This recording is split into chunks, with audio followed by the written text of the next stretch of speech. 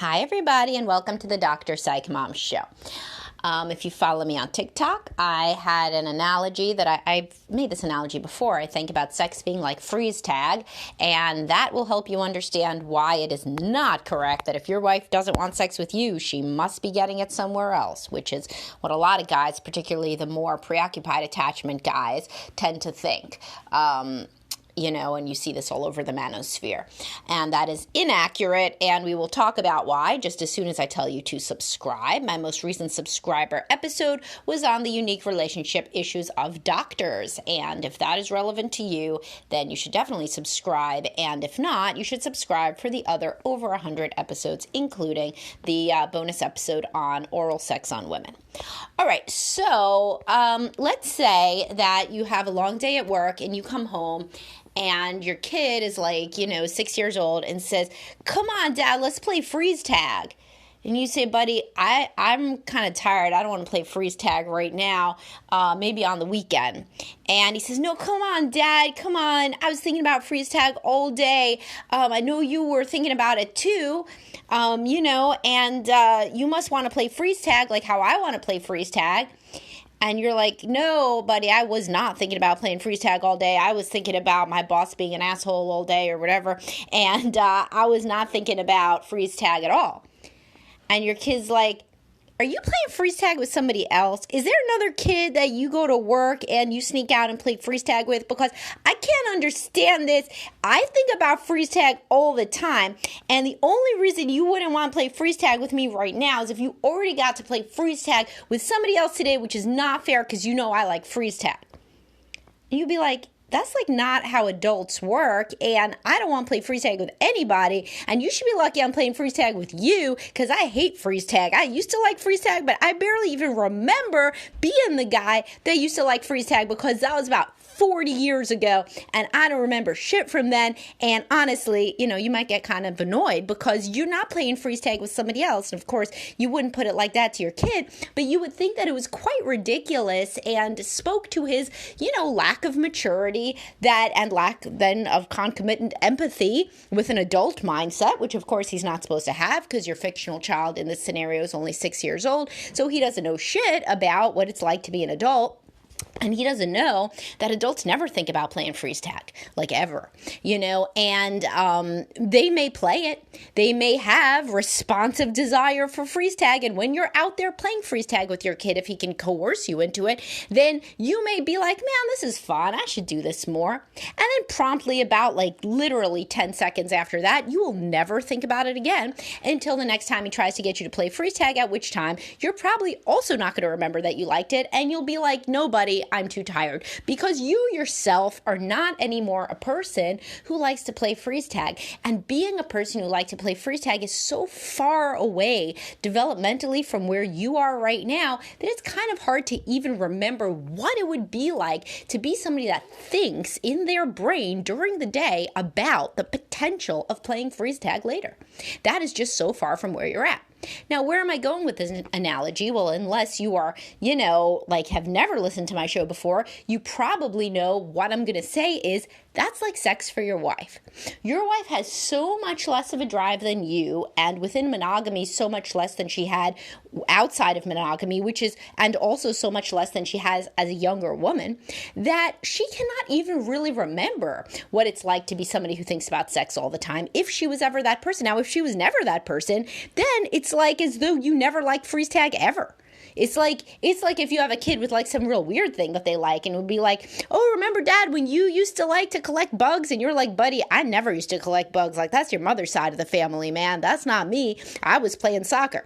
But it's like that. So she, your wife, if she never thought about sex during the day, then she really, really, truly cannot understand why you would think that she would. But let's say that she used to.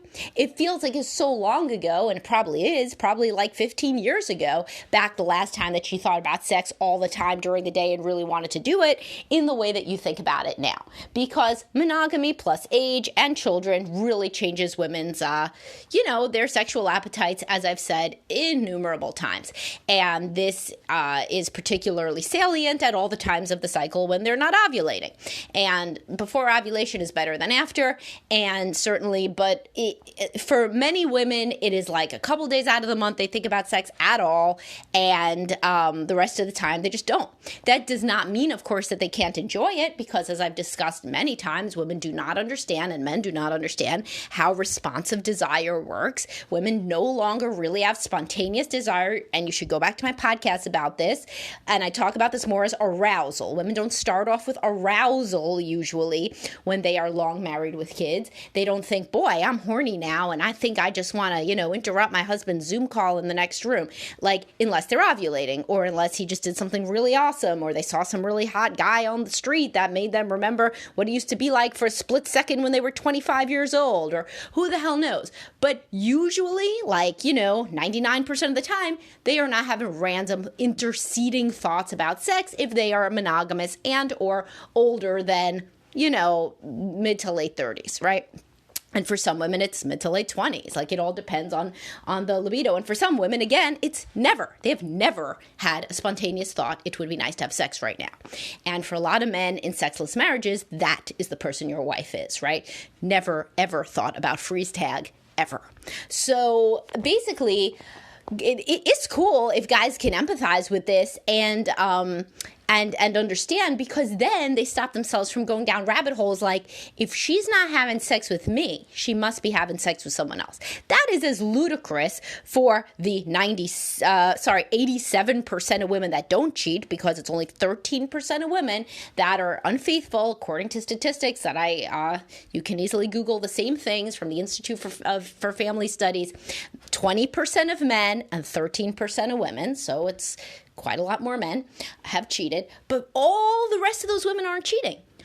So it's just like maybe there is some random psycho that is having secret freeze tag out there with somebody else's kid on his work break, and that's why he doesn't want to play freeze tag with his own son. But that isn't really very common, obviously. And it's also not very common for women to not want sex at home because they're sleeping with somebody else. What is really common is that they don't think about it because they don't think about it, because of literally what I'm saying about why you don't think about freeze tag. Because your brain is no longer biologically programmed to think about play as a primary motivator throughout the day.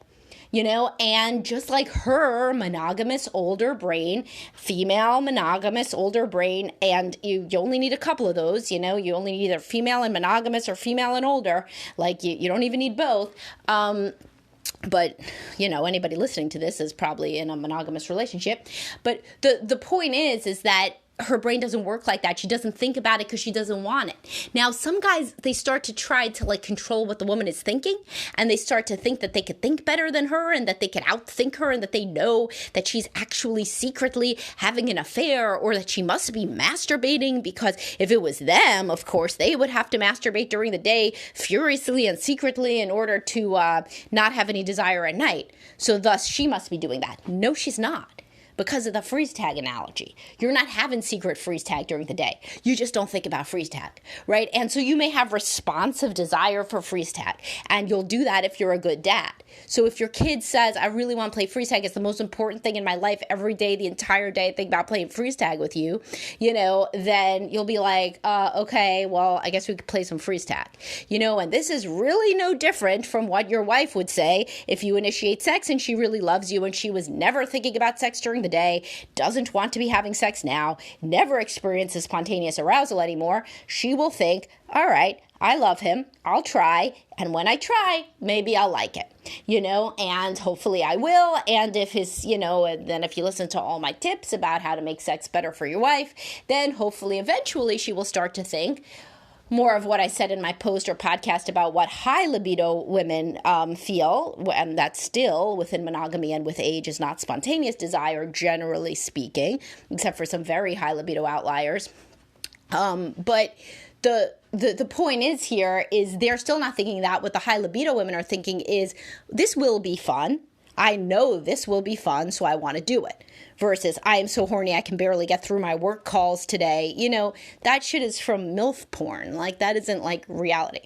But anyway, so you would play freeze tag with your son, and if you're trying to be a good dad, you wouldn't do it as much as he wants it, because there is no as much as he wants it. He would do it all day, every day, constantly. Similarly, your wife will have sex because she loves you and because she knows secondarily that it will be fun, but she's not going to do it as much as you want it, because she doesn't want it that much, right? So there's got to be, in healthy marriages, some form of a compromise and an acknowledgement that we are not the same. And so if you would have freeze tag all day, every day, and she never wants freeze tag, then y'all can't have freeze tag every day, all day, right? That just doesn't make sense. That would just be one person, coercing the other person. Can't really do that. So, what about you compromise? Like you want to play freeze tag? Never. Your son wants to play freeze tag all day, every day. So you play freeze tag, for a couple hours on the weekend. Now, sounds pretty good, right? So she doesn't want any sex. You do want sex. So you compromise and have sex for a couple hours on the weekend. Most married guys would be pretty cool with that. A couple hours would indicate you're having sex for an hour Saturday, an hour Sunday. All right, fine. So then she's being a great wife, I think.